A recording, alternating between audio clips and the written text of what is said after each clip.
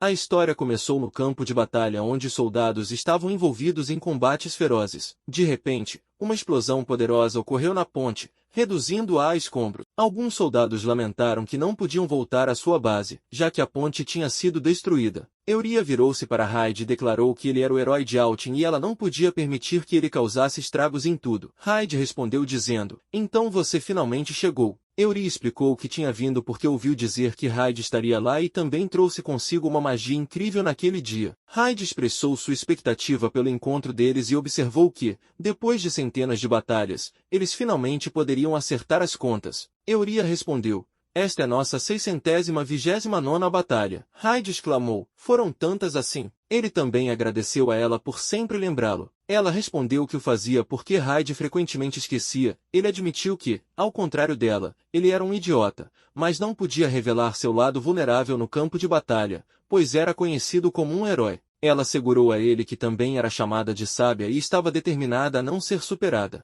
No poderoso Império Altin, um homem foi celebrado como herói. Ele se lançou em incontáveis campos de batalha e nunca provou a derrota, nunca caindo de joelhos até o final de sua vida. Do outro lado das fronteiras em Vegalta, uma nação que se opunha ao Império Altin, uma mulher era conhecida como a Sábia. Usando a arte da magia, ela reverteu as marés da guerra, elevando toda a sua nação propagando tecnologia mágica. Essas duas figuras notáveis se encontravam constantemente no campo de batalha. Elas nunca dormiam, nunca descansavam. Parecia que encontravam um genuíno prazer no meio da batalha. Para Hyde Frieden, o herói, havia apenas uma pessoa contra quem ele podia dar o seu melhor: Euria, a sábia. Suas batalhas continuavam, mas o relacionamento deles não estava destinado a durar para sempre. Eventualmente, uma conclusão seria alcançada entre esses dois indivíduos formidáveis e apenas o mais forte emergiria vitorioso. A cena mudou para a base, onde o herói Hyde perguntou a Lia se a sábia havia sido derrotada e se ele estava certo disso. Lia respondeu afirmativamente, explicando que a informação era altamente confiável, pois vinha de uma mensagem urgente enviada por um espião que havia se infiltrado em Vegalta. Hyde expressou seus pensamentos, dizendo que tinha sido convencido de que seria o primeiro a encontrar seu fim. Ele esclareceu que, ao saber da morte da sábia, um decreto real havia sido enviado a Lord Frieden de sua terra natal. Lord Frieden, sentindo-se inútil em sua velhice agora que a sábia havia ido embora, perguntou sobre o conteúdo do decreto real. Ele transmitiu que o decreto real estipulava que, com a morte da sábia, Hyde deveria aproveitar a oportunidade apresentada pelo caos resultante e liderar todo o seu exército numa invasão à nação vizinha, Vegalta, pondo assim fim à guerra de longa data. Essa notícia provocou a ira de Hyde, e Lia enfatizou que era, sem dúvida, a maior oportunidade que tinham. No entanto, aqueles que estavam presentes no campo de batalha entenderam que nenhum dos dois desejava que suas vidas fossem em vão, usando seu poder contra os indefesos. Assim, Sua Excelência havia se envolvido numa batalha 1 a 1 com a sábia. Foi por isso que ele estava tão frustrado. Dominado pela emoção,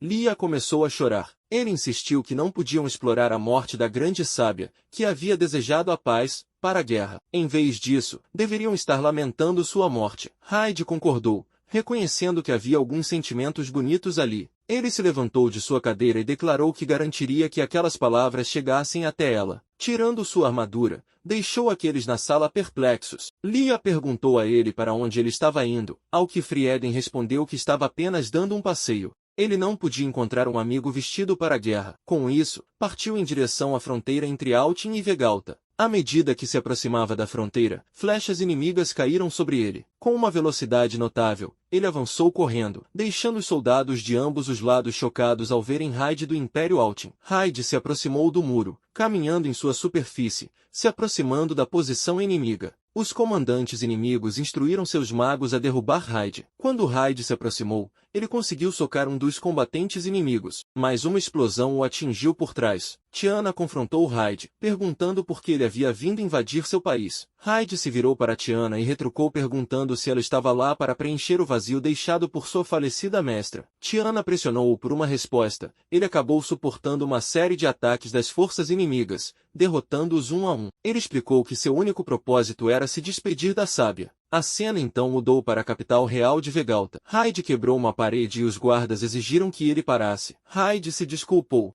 afirmando que tinha pouco tempo e pediu-lhes que o deixassem passar. Um homem perguntou sobre o destino de sua grande sábia. Ele respondeu que morreria da maneira que desejava. Falando com Euria, ele implorou para não o atrapalharam. Ele olhou para o corpo sem vida de Arya e disse a ela que ela realmente se foi e não havia chance de ela voltar à vida. Lamentou a dificuldade de poupar as pessoas que ela havia criado, pois eram fortes, mas não tão fortes quanto ela tinha sido. Ele reconheceu seu incrível poder e mesmo em sua ausência, muitos ainda a admiravam. No final, eles não tinham determinado quem era mais forte, mas Hyde havia gostado de lutar com ela por mais de 50 anos. Ele acreditava que em circunstâncias diferentes, poderiam ter sido amigos. Lembrando-se do desafio dela para descobrir quem era o mais forte, sentado ao lado de seu corpo sem vida, Hyde também sucumbiu aos seus ferimentos e o herói nascido na batalha faleceu. Quando Hyde abriu os olhos, encontrou-se na forma de um recém-nascido, cumprimentado por sua mãe. Perplexo, ele se perguntou se realmente havia morrido, pois havia sido um homem idoso apenas um momento atrás, e questionou a identidade da mulher. A mulher informou a ele que era hora de tomar um pouco de leite e mostrou a ele um tipo especial de leite materno, mas ele permaneceu intrigado, tentando entender onde estava. A cena então mudou 18 anos para frente, para uma floresta.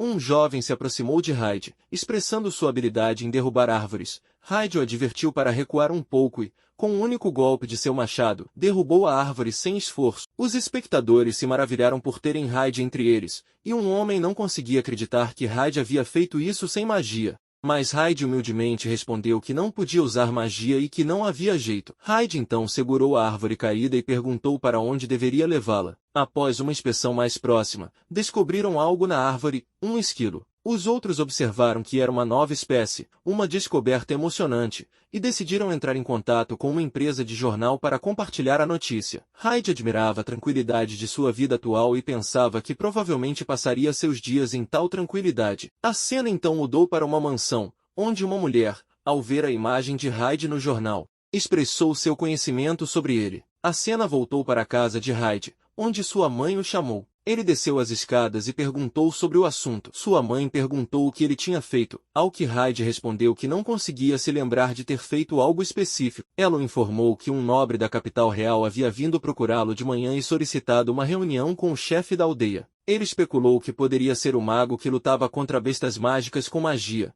mas não conseguia entender como poderia ele estar envolvido. Sua mãe notou que inicialmente pensava que fosse um erro, mas o nobre o havia mencionado pelo nome. Hyde minimizou a situação, afirmando que não era grande coisa, mas sua mãe expressou sua preocupação. Ele contemplou que nada mais o surpreendia muito, nem mesmo acordar e descobrir que 1000 anos haviam passado em sua antiga cidade natal. O Império Altin havia sido destruído há muito tempo, absorvido pelo reino inimigo, que havia se tornado o reino mágico de Vegalta, onde todos podiam usar magia. A maioria das coisas não o impressionava mais. E considerando suas experiências de vidas passadas, ele estava mentalmente mais próximo dos 90 anos agora. Ele assegurou a sua mãe que iria primeiro encontrar-se com o chefe da aldeia, pois não era bom fazer as pessoas esperarem por muito tempo. Sua mãe implorou a ele que, se ele tivesse causado algum problema ou algo assim, ao menos fingisse que não sabia de nada. Hyde assegurou a ela que não se importava com isso. Ela então se agarrou à sua perna e expressou sua tristeza, sugerindo que enfrentassem as consequências juntos por seus pecados. Hyde contra-argumentou,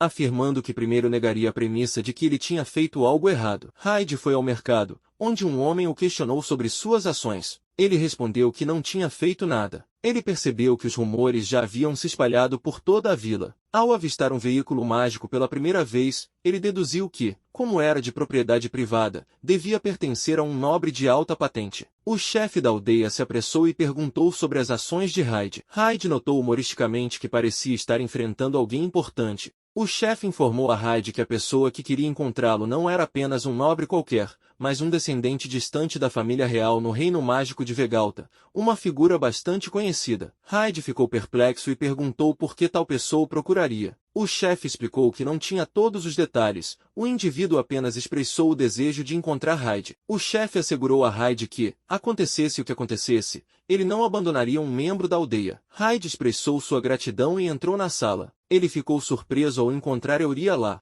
Ela o cumprimentou com um há quanto tempo e Hyde se curvou e pediu desculpas. Euria perguntou se ele estava usando tratamentos formais, ao que Hyde explicou que tinha que ser cuidadoso com sua linguagem ao falar com alguém da nobre casa de Caldwin. Ela então perguntou se Hyde se lembrava de algo, mas ele pediu desculpas e perguntou se já tinham se encontrado antes, questionando se ela estava procurando pelo herói que ele costumava ser. Ela pareceu perceber algo e comentou que Hyde não falava daquela maneira. Hyde sugeriu que estavam indo em círculos com a conversa deles. Ela observou que ele se parecia muito com alguém que ela conhecia. Depois ele revelou que era o cara a quem ela se referia, o herói de Altin. Ele ajustava seu tom com base na ocasião e na pessoa com quem estava falando. Euria confirmou que ele era de fato esse cara. Ele perguntou se ela era Euria e ela respondeu que sim. Ela mencionou que era de Vegalta, estava por volta de 200 anos, gostava de ler, apreciava um chá morno com leite e frequentemente tirava cochilos ao sol quando estava cansada. Hyde admitiu que não sabia muito sobre ela além de seu nome e de onde ela vinha. Ele se desculpou e sugeriu que resolvessem a disputa de identidade deles com uma batalha. Hyde concordou, mas apontou que não havia muitos lugares por perto onde ela pudesse usar sua magia. Ela propôs um teste. Se Hyde pudesse dissipar a magia que ela criasse em 10 segundos, ela saberia que era ele. Eles encontraram uma área aberta e Hyde explicou que era onde ele trabalhava. Ela perguntou o que ele fazia na vila, ao que Hyde respondeu que arava os campos, trabalhava com madeira e carregava as mercadorias dos vendedores ambulantes. Ela perguntou por quê. E ele disse que era porque não podia usar magia, mas ainda tinha a força de sua vida passada, então não precisava se conter. Ela se afastou e se preparou para lançar seu feitiço. Hyde se preparou e perguntou quantas batalhas eles tinham travado. Euria respondeu com 6.239. Hyde admitiu que não se lembrava de estar contando. Ela reconheceu que era ela quem sempre contava, e expressou sua felicidade por descobrir que ele era realmente Hyde. Ele expressou sua surpresa ao encontrá-la novamente. Ao que ela mencionou que também havia sido reencarnada naquele mundo e pensava que talvez Hyde também tivesse chegado lá. Hyde perguntou a Euria como ela conseguiu encontrá-lo sem nenhuma evidência.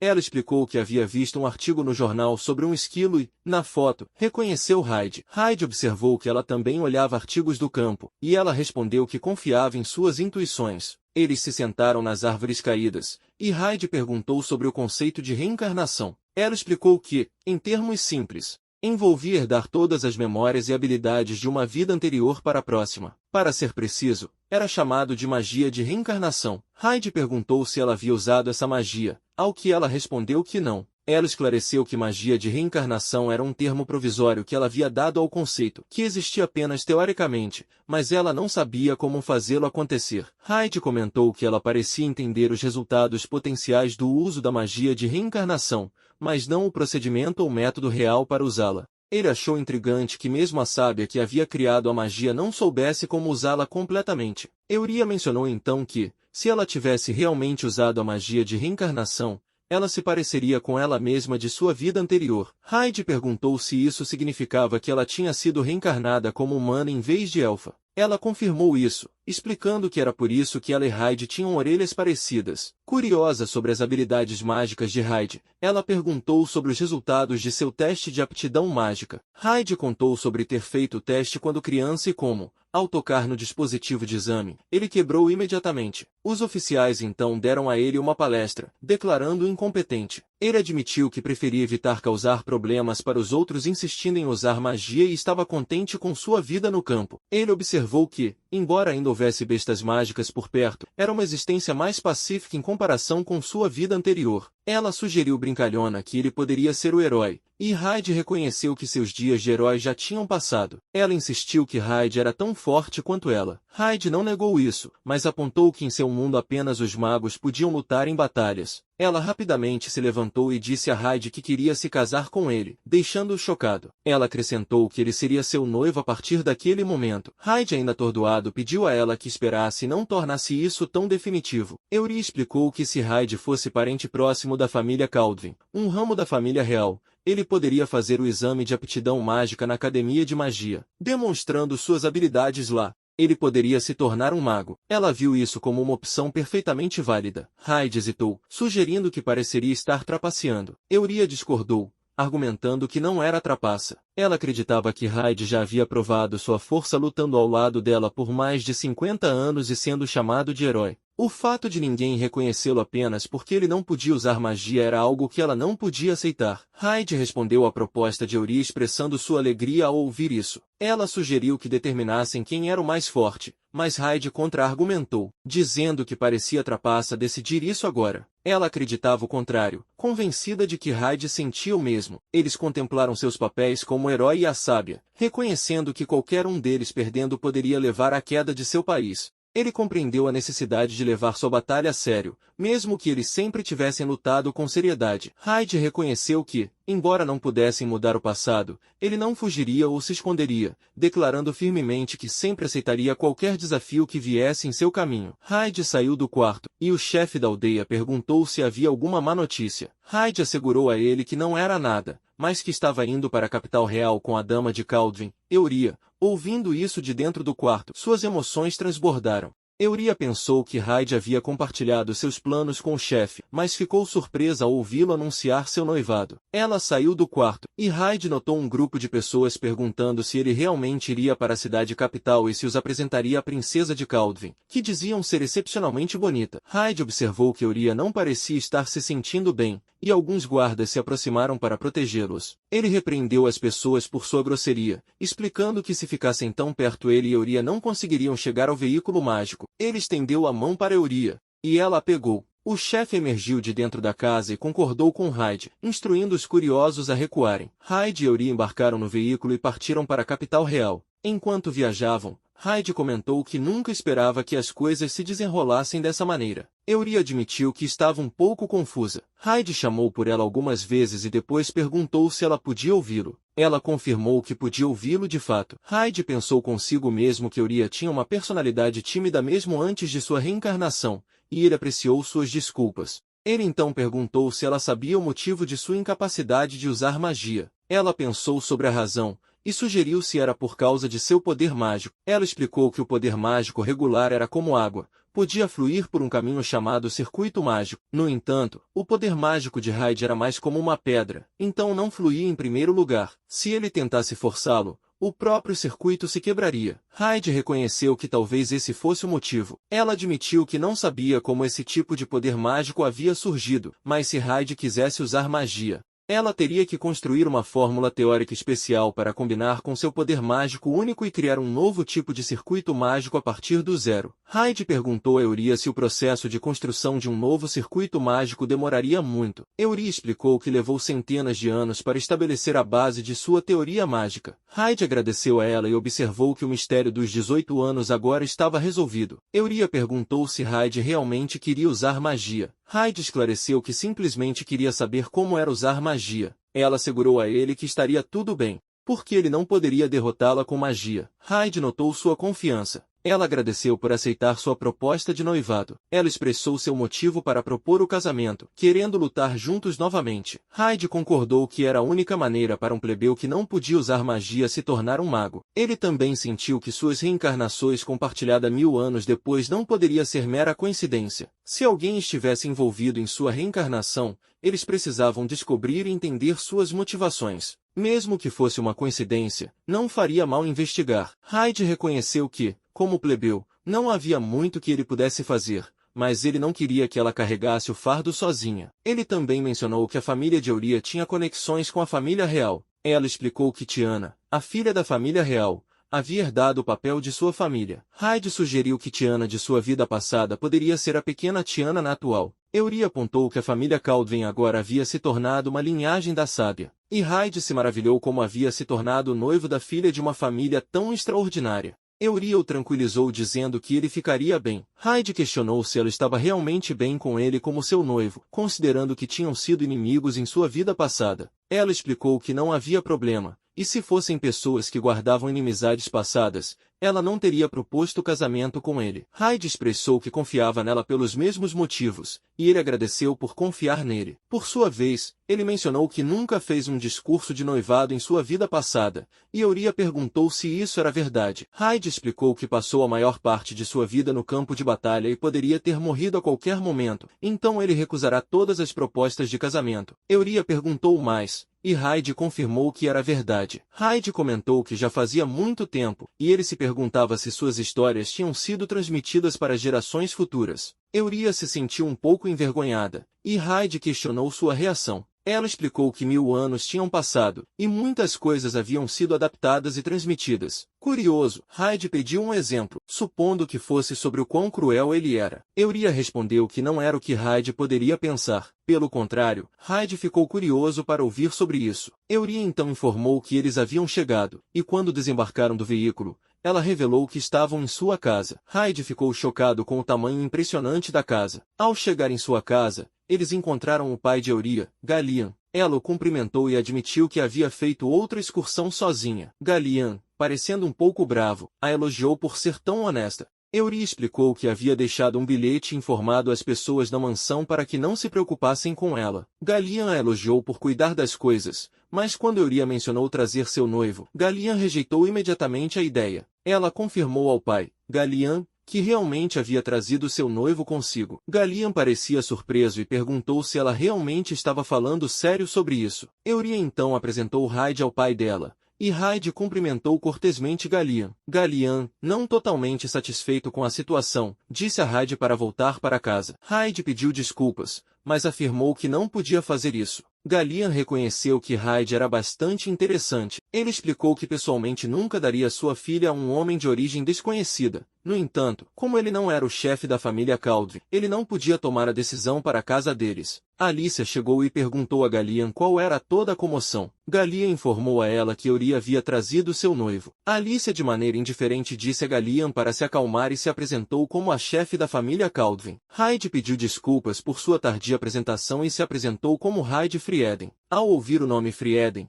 Alicia admitiu que nunca ouvirá falar de sua família. Hyde explicou que vinha de uma vila nas montanhas da região de Arithia e vinha de uma família plebeia, então era natural que a chefe da família Caldwin nunca tivesse ouvido falar deles. Alicia elogiou Hyde, notando que para alguém do campo, ele se comportava bem. Hyde respondeu que, como alguém que havia vindo para cumprimentá-la, ele pretendia manter um nível mínimo de civilidade. Alicia comentou que Hyde parecia muito mais sensato do que Euria, o que surpreendeu Euria. Alicia esclareceu que não era uma ofensa, mas sim sua preocupação genuína pelo futuro de sua filha. Euria expressou seu alívio por ter encontrado Hyde. Alicia então instruiu Hyde a erguer a cabeça e juntar-se a eles. Hyde agradeceu a ela, e Alicia afirmou que seria uma desgraça para o nome de sua família se eles recusassem alguém que havia prestado homenagem à família Caldwin. Eles receberam Hyde dentro e tomaram seus assentos. Hyde perguntou se Euria e Galia não precisavam estar presentes na sala. Alicia explicou que Euria e Galia não eram adequados para esse tipo de discussão, e ela acreditava que seria mais fácil se Hyde falasse diretamente com ela. Ela queria entender como as coisas tinham chegado a esse ponto. Hyde pensou que uma desculpa medíocre não funcionaria com ela, então esclareceu que a razão de terem decidido noivar foi para que ele pudesse aproveitar o nome e o status da família Caldwin. Alicia perguntou se essa tinha sido a ideia de Euria, e Hyde confirmou que sim. Alicia sugeriu que ela poderia perguntar a Euria pessoalmente para confirmar, mas não precisava porque estava certa de que Hyde estava dizendo a verdade. Ela então compartilhou uma história interessante da infância sobre ela, mencionando que quando Euria era pequena, ela expressava o desejo de encontrar alguém chamado Hyde. Quando Alicia perguntava o motivo, ela apenas balançava a cabeça e não dava uma resposta. Alicia assumiu que era uma ilusão infantil e não levou isso a sério. Alicia também observou que Euria tinha sido um pouco incomum desde o nascimento, sendo talentosa em magia. Nunca chorava mesmo quando bebê e tinha uma presença enigmática. Hyde refletiu sobre como Euria tinha acordado em um mundo 1000 anos no futuro sem conhecer ninguém e ainda assim continuava a procurar por ele sem qualquer base para isso. Ele achou sua determinação e lealdade notáveis. Hyde então se dirigiu a Alicia, reconhecendo o ponto de vista dela. Alicia confirmou que estava disposta a aprovar o noivado dele se ele realmente fosse o Hyde que Euria estava procurando. Mas expressou seu entendimento das preocupações de Alicia e revelou que Euria era apenas sua igual e eles estavam separados por muito tempo. No entanto, assim como Euria, ele nunca a esquecera. Ele se perguntava como Euria reagiria a esse mundo pacífico em que agora se encontravam e refletiu sobre o fato de que ela também fazia parte desse mundo. Ao entrarem em uma sala, Hyde perguntou a Alicia sobre a sala. Ela implicou que havia sido uma instalação de trem mágico gerenciada pelo país, e até não-magos podiam participar de combates mágicos lá. Ela também mencionou que iria falar com ela e pediu a Galian que observasse de perto as habilidades de Hyde. Galian assegurou a ela que cuidaria disso. Após a saída de Alicia, Gallian disse a Hyde que deveriam se preparar e se divertir em uma batalha simulada. Hyde perguntou se ele estava bem com isso e se seguiriam as condições de vitória mencionadas anteriormente. Gallian confirmou que estava correto e que seria considerada uma vitória de Hyde se ele conseguisse desviar de todos os ataques de Gallian por 1 hora a partir daquele ponto. No entanto, acertar um golpe em Gallian seria uma tarefa desafiadora. Hyde pensou que Gallian, sendo genro da família Caldwin, devia estar entre os mágicos modernos de primeira classe. Gallian então acrescentou que se Hyde conseguisse acertar um golpe nele, ele concederia a Hyde o direito de chamá-lo de sogro. Hyde concordou com uma reverência em chamá-lo assim. A batalha começou e Gallian atingiu o chão. Aproveitando a oportunidade, Hyde lançou um ataque de cima. Gallian o pegou para continuar a batalha. Ele afirmou que iria se esforçar um pouco mais agora. Hyde conseguiu esquivar-se do ataque de Gallian, e não pôde deixar de ficar impressionado. Ele pensou que se Euria estivesse treinando lá, deve haver uma barreira mágica considerável em vigor. Ele elogiou a habilidade de Gallian, que respondeu dizendo que sentia como se estivesse treinando com Euria, então não havia necessidade de se conter. Hyde pediu desculpas e assegurou a Gallian que, se fosse o caso, aumentaria seus esforços. A cena então mudou para a sala onde Euria estava esperando, e a Alicia se aproximou dela expressando o desejo de conversar. Euria perguntou sobre Hyde e Alicia informou que Gallian estava cuidando dele.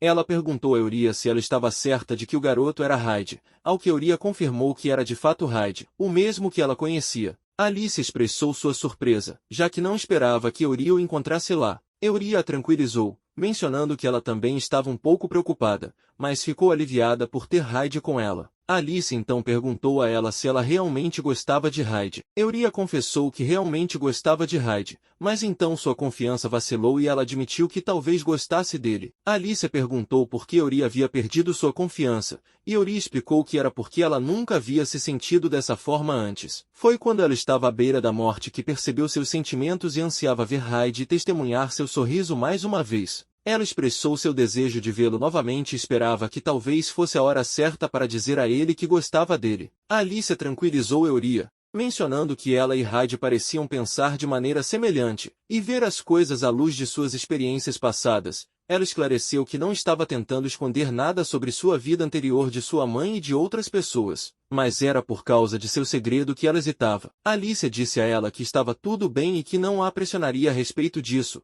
ao que Euria expressou sua gratidão. Alicia então perguntou se Euria já havia falado com Hyde e dito a ele que gostava dele e queria noivar. Ela admitiu que não havia dito a Hyde ainda. Mas Alicia disse a Euria que sabia que ela era tímida e muitas vezes se atrapalhava com as palavras, mas não podia acreditar que Euria nem sequer conseguisse dizer a Hyde como se sentia. Euria explicou que não era exatamente o que Alicia pensava. Ela tinha estado pensando em muitas coisas e a palavra casamento surgiu primeiro. Alicia lembrou Euria do momento em que Hyde expressou seu desejo de estar com ela e elogiou Hyde por ser capaz de dizer tais coisas naquela situação. Ela então perguntou a Alicia sobre o que Hyde tinha dito a ela. Alicia respondeu que não poderia revelar e aconselhou ela a compartilhar seus sentimentos com Hyde primeiro e depois perguntar sobre os dele. Ela sugeriu que poderia ser interessante reconhecer os sentimentos de Hyde e permitir que Gallian o treinasse. Em seguida, Euria perguntou a Alicia o que Hyde estava fazendo durante esse tempo. Alicia explicou que estava atualmente fazendo com que Gallian avaliasse as habilidades de Hyde como parte do processo para aprovar o noivado deles.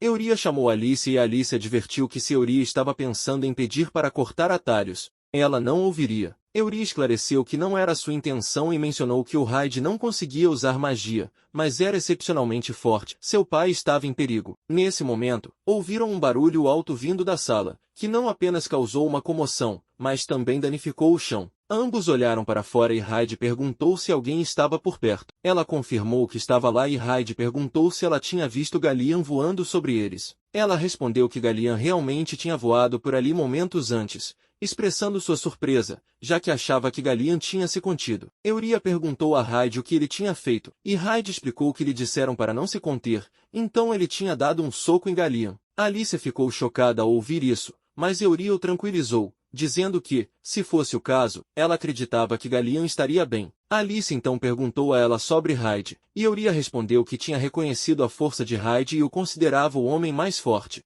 A cena mudou para um mês depois, e Hyde estava no anexo da propriedade Caldwin procurando um livro na biblioteca. Ele comentou que, como esperado, Não havia menção a ele ou Euria em lugar nenhum. Ele achou surpreendente que nem mesmo a prestigiosa família Caldwin tivesse registros dela, mencionando que enquanto isso seria compreensível em uma biblioteca de vila, era inesperado para uma família como os Caldwin. Euria entrou na biblioteca e informou Hyde que havia uma carta para ele. Ele se perguntou se ele havia informado a vila sobre seu noivado com ela. Ao abrir a carta, descobriu que era de sua mãe, que mencionava que ele estava noivo da filha da família Caldwin. Ela reconheceu como uma brincadeira e falou que ela não seria enganada. Ela antecipava que sua mãe manteria segredo apenas para se divertir com a reação de seu pai quando ele voltasse para casa. Euria perguntou a Hyde o que sua mãe tinha escrito na carta, e Hyde explicou que ela parecia pensar que era uma brincadeira e que o chefe da vila havia pedido a ele para trazer lembranças da capital real. Euria sugeriu que deixassem ela pensar que Hyde tinha visitado a capital real antes. Hyde compartilhou que,